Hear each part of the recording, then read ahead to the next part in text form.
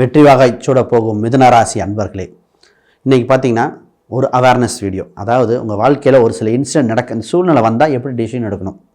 எங்கள் குருநாதர்கள்லாம் சொல்லித்தரும்போது எங்களுக்கே ஆச்சரியமாக இருந்தது. சித்தர்கள் ஞானிகள் எப்படி இதுக்கு அருள் இருக்காங்க பாருங்கள். இந்த ராசிக்குன்னு ஒரு அடிப்படை தத்துவம் இருக்குங்க, ஒரு பிரபஞ்ச ரகசியம் மாதிரி. இது ஒரு அவேர்னஸ். இந்த விஷயம் இப்படி வரும்போது இந்த டிசிஷன் எடுக்கணும் அப்படிங்கிற மாதிரி இதை கேட்டு பாருங்களேன். நீங்கள் தவறவிட்ட வாய்ப்புகள் அத்தனையும் இந்த டிசிஷன் ராங்காக எடுத்திருப்பீங்க. சக்ஸஸ் பண்ணும்போது இந்த டிசிஷன் எடுத்திருப்பீங்க. நாங்களாம் இது பார்க்கும்போது ரொம்ப ஆச்சரியமாக இருந்தது, எப்படி இறைவன் கொடுத்துருக்காருன்னு. சரி, நான் உங்கள் ஸ்ரீ சுபம் விஜயகுமார். புதுசாக பார்க்குறவங்க சப்ஸ்கிரைப் பண்ணிக்கங்க. கேள்விகள் சந்தேகங்கள் இருந்தால் பார்த்துட்டு கமெண்ட் பண்ணுங்கள். முதல்ல இந்த மிதுன ராசிக்கு பார்த்திங்கன்னா, ஃபஸ்ட்டு விஷயம் மிதுன ராசிக்கு இவங்களுக்கு 2 பெயர் அமைய வாய்ப்புண்டு. ஒரு பெயர் ஆனால் கூப்பிட்றது ஒரு பெயராக இருக்கும். ஒரு புனைப்பெயர் வந்துடும். காலேஜில் ஒரு மாதிரி நிறைய பேர் பத்திரிக்கையில் பார்த்திங்கன்னா என்ற அப்படின்னா நிறைய பேர்த்துக்கு வந்துடும்.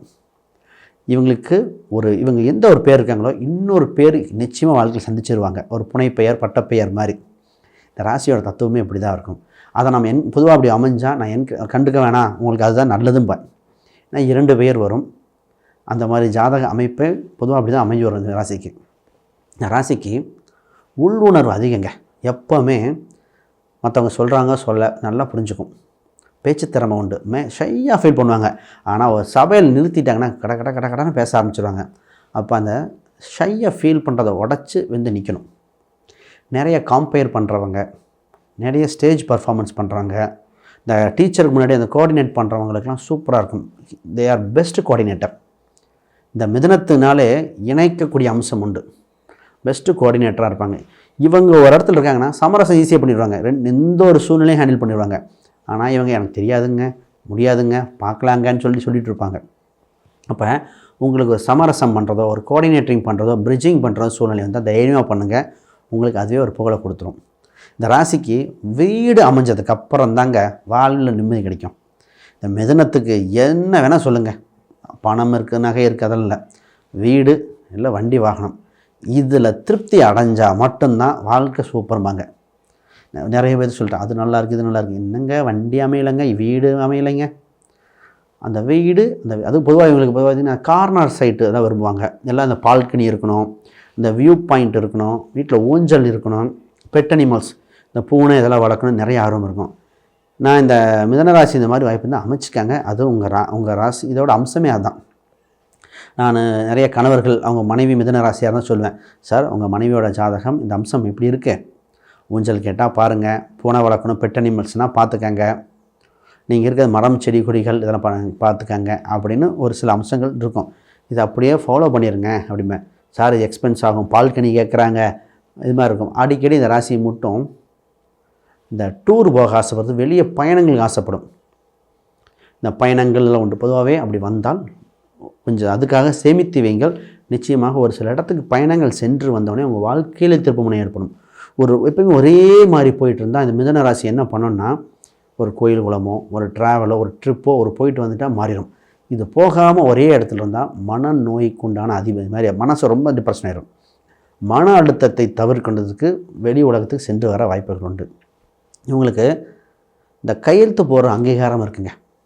ஒரு கரெக்ஷன் பண்ணுறது, அங்கீகாரம் பண்ணுறது. இவங்களுக்கு இந்த கவர்மெண்ட் சம்மந்தப்பட்ட டாக்குமெண்ட்லாம் டக்குன்னு கிடைக்க வாய்ப்பு. அப்ளை மட்டும் பண்ணிடணும். நான் நிறைய என்ன சொன்னேன், ஒருத்தர் அம்மாட்ட சொன்னேன், உங்களுக்கு கவர்மெண்ட் டாக்குமெண்ட் ஈஸியாக கிடைக்குங்கன்னு. அவங்க வயசு பார்த்திங்கன்னா அரௌண்ட் 40 பக்கம். நல்லா கவனிக்கணும்.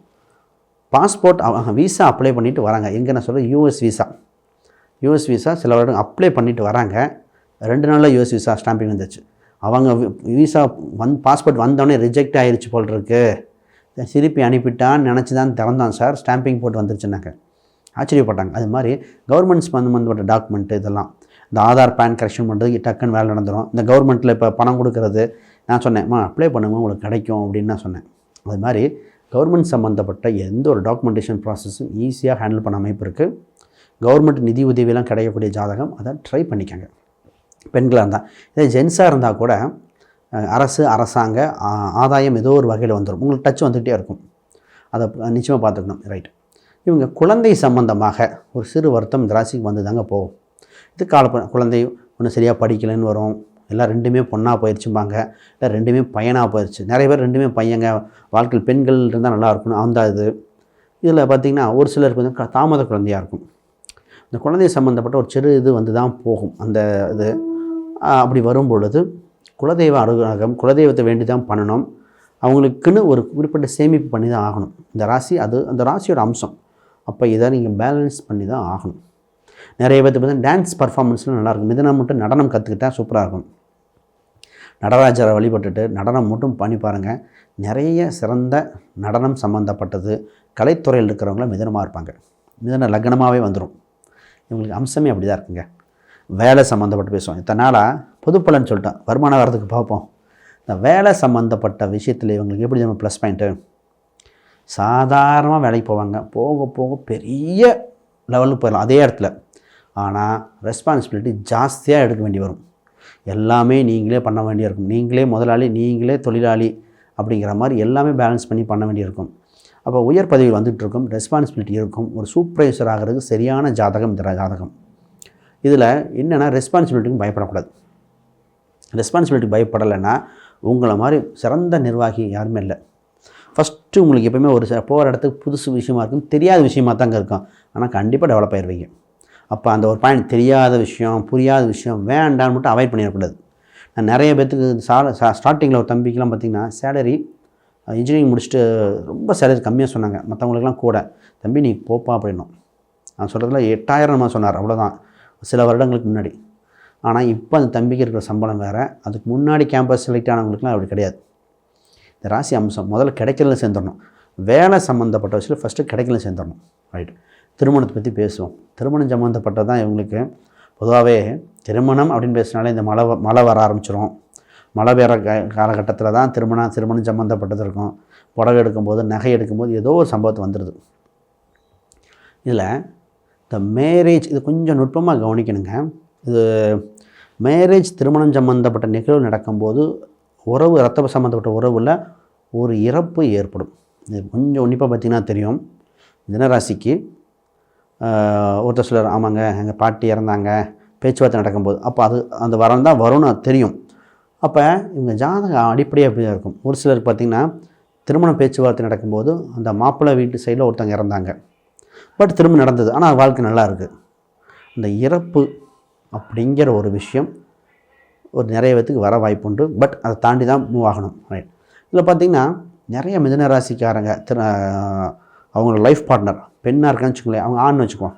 மிதுனராசி பெண்ணா அவங்க கணவர் தொழில் வேலைக்கு போயிட்டு இருந்தால் திருமணத்துக்கு பின் பிஸ்னஸ் பண்ண ஆரம்பிப்பாங்க. இதே ஒரு ஆண் மிதுனராசியாக இருந்தால் அவங்க மனைவி வேலைக்கு போயிட்டு இருந்தால் கூட திருமணத்துக்கு பின் தனியாக ஒரு பிஸ்னஸ் ஸ்டார்ட் பண்ணுவாங்க. அப்போ லைஃப் பார்ட்னர் தனியாக ஒரு பிஸ்னஸ் ஸ்டார்ட் பண்ண வாய்ப்பு உண்டு.